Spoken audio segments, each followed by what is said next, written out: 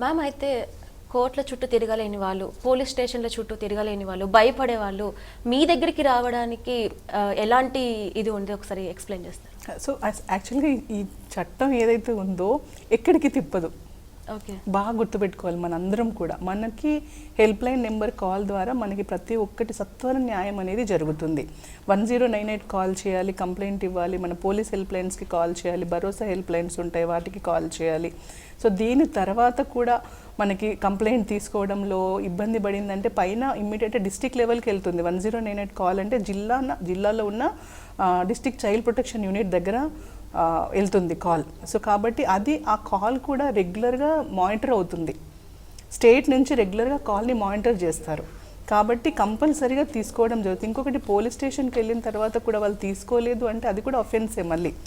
So ఇట్లాంటి సిచ్యువేషన్స్లో వాళ్ళు ఎవ్వరూ తీసుకోలేదు విత్ ఎవిడెన్సెస్ ఉందంటే కమిషన్ మేము టేకప్ చేస్తాము అట్లాంటి కేసెస్.